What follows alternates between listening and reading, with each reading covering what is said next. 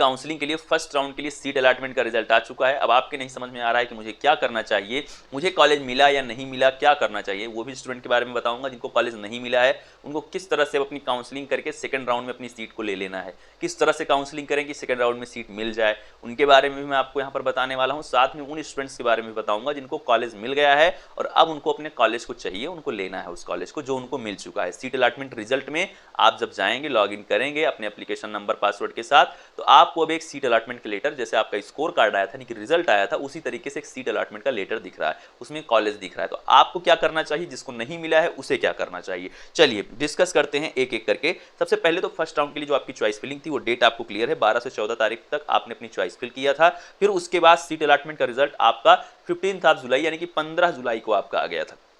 उसके बाद स्टूडेंट्स जिसको भी कॉलेज नहीं मिला है, सबसे पहले उसकी बात करते हैं, उसे क्या करना चाहिए, उसको क्या करना चाहिए, उसको वेट करना चाहिए। अब वो अपनी चॉइस फिलिंग फिर से करेंगे 22 तारीख को, 22 तारीख यानी कि 22 जुलाई को फिर से अपनी चॉइसेस को फिल कर सकते हैं, चॉइसेस को अल्टर कर सकते हैं, चॉइसेस को, नई चॉइसेस को ऐड कर सकते हैं, चॉइसेस को ऊपर नीचे कर सकते हैं। ये कब होगा, 22 जुलाई से आप सभी लोग इस प्रोसेस को कर पाएंगे जिनको भी कॉलेज अभी तक नहीं मिला है। अभी मैं आपको इसी वीडियो में बता रहा हूँ लास्ट में कि आपको क्या करना होगा और किन चीज़ों का आपको ख्याल रखना चाहिए जिससे आपको कॉलेज मिल सके स्टूडेंट्स। अब यहाँ पर क्या है, मैं उनकी बात कर लेता हूँ सबसे पहले कि जिनको कॉलेज मिल चुका है, जिनको कॉलेज मिला है उन्हें क्या करना होगा स्टूडेंट्स। आप सभी का सीट अलॉटमेंट का रिजल्ट यानी कि आज 15 तारीख को आ गया है।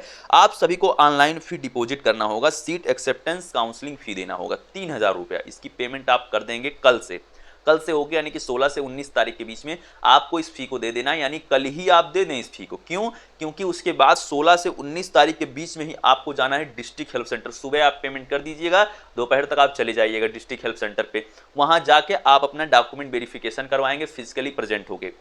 डॉक्यूमेंट आपको कौन कौन से लेकर जाने हैं, आपकी आईडी, आपका मार्कशीट, आपका डोमिसाइल सर्टिफिकेट यानी कि निवास प्रमाण पत्र, आपका आय प्रमाण पत्र, आपका जाति प्रमाण पत्र, ये चीज़ें आपको लेकर जाना है। सीट का जो आपका लेटर आया है, सीट अलॉटमेंट लेटर, उसको ले जाना है। जेई कप का एडमिट कार्ड ले जाना है। ये सभी चीज़ें, आपका जेई कप का स्कोर कार्ड ले जाना है। इतने डॉक्यूमेंट ही आपके लगेंगे, इसके अलावा कुछ नहीं। और यदि कोई डॉक्यूमेंट गलत है तो आप लोग फिर भी जाएं, कभी भी ये चीज़ ना सोचें कि डॉक्यूमेंट गलत है या नहीं है मेरे पास तो मैं ना जाऊँ, फिर भी आप वहाँ जाएं डॉक्यूमेंट वेरिफिकेशन सेंटर पर, फिर भी आप जाएं, डॉक्यूमेंट हो जाएगा आपका वेरिफिकेशन। चलिए मैं आपको बता रहा हूँ और एक चीज़, इसके बाद ये काम आप कब से कब तक करेंगे, 16 से 19 तारीख के बीच में आप डिस्ट्रिक्ट हेल्प सेंटर पर भी विजिट कर लेंगे। पेमेंट करने के बाद 3000 की, लेकिन पेमेंट करके तभी जाना वहाँ, उसके पहले मत जाना। तो 3000 की पेमेंट करके आप वहां चले जाएंगे। फिर उसके बाद ऑनलाइन बैलेंस फी डिपॉजिट होगा, गवर्नमेंट या फिर एडेड जो भी कॉलेज आपने चुने हैं उनके लिए आप अपनी फी पेमेंट करेंगे। ये प्रोसेस आप कब करेंगे, जब आपका डिस्ट्रिक्ट हेल्प सेंटर पर वेरिफिकेशन हो जाएगा, फिर आप अपनी टोटल फी ऑनलाइन माध्यम से सबमिट कर देंगे। मतलब पहले 3000 आपने दिया, फिर आप डिस्ट्रिक्ट हेल्प सेंटर पर जाएंगे अपने नज़दीकी पॉलिटेक्निक वाले पे, वहाँ पर यदि आपका डीपी हो गया, आपका डॉक्यूमेंट वेरिफिकेशन हो गया, वहाँ पर आपको पैसा नहीं लगता है, बता दे रहा हूँ आपको, वहाँ पर 1 रुपया आपका नहीं लगता है। तो वहाँ पर जब आपका हो जाएगा, फिर ऑनलाइन माध्यम से आपको अपनी पूरी 1 साल की फ़ी पे कर देना है। वो मस्ट है, वो करना ही होगा। और ये प्रोसेस आप 16 से 20 तारीख के बीच में करेंगे। इसे हम बोलते हैं online balance fee deposit for government या एडेड कॉलेज। स्टूडेंट्स इसके बाद 21 तारीख को आप अपनी एडमिटेड सीट विड्रॉल कर सकते हैं यदि आपको कॉलेज नहीं पसंद है।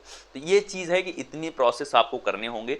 बात आती है उनके लिए जिनको कॉलेज मिला नहीं, उन्हें क्या करना चाहिए, स्मार्ट तरीका क्या है। स्टूडेंट सबसे पहले तो यदि आप चॉइस फिलिंग सही से नहीं कर पा रहे हैं तो आप हमारी टीम से अपनी चॉइस फिलिंग को करवा सकते हैं बिल्कुल आसानी से, जो आपको बेस्ट तरीके से आपकी चॉइस फिलिंग करेगी। हमारे एक्सपर्ट्स आपकी काउंसलिंग बेस्ट तरीके से करेंगे, जहां से आपको कॉलेज अलॉट होने के चांसेस बढ़ जाते हैं। दूसरी बात मैं आपको बता रहा हूं, यदि आप स्वयं से कर रहे हैं तो आप एक चीज़ का ख्याल रखें, आप अभी उन्हीं कॉलेजेस को भरें जिनमें आप एडमिशन ले सकते हैं। गवर्नमेंट कॉलेज को आप हमेशा ऊपर भरें, बेस्ट कॉलेज को आप हमेशा ऊपर भरें। उसके साथ ही आप पिछले साल के ORCR, opening rank closing rank को ध्यान में रखते हुए ही कॉलेज भरें। आप देखें कि पिछले साल किस कॉलेज की क्या कट ऑफ गई थी, पिछले साल कितने नंबर वाले स्टूडेंट का एडमिशन उस पर्टिकुलर कॉलेज में हुआ था, उसी के हिसाब से अपनी चॉइस फिलिंग को करें। अंधी नहीं फंसा रहे हैं कि गोटी फेंक फेंक के बिल्कुल एकदम कोई भी कॉलेज चुन रहे हैं आप। तो सभी चीज़ों की एनालिसिस, काउंसलिंग इसी का नाम है कि काउंसलिंग में एनालिसिस प्रॉपर होनी चाहिए, तभी आपको सीट मिल पाएगी। जुड़ जाइए इस चैनल को सब्सक्राइब करके। मिलते हैं कुछ नई इन्फॉर्मेशन के साथ। Thank you, love you all, नमस्कार।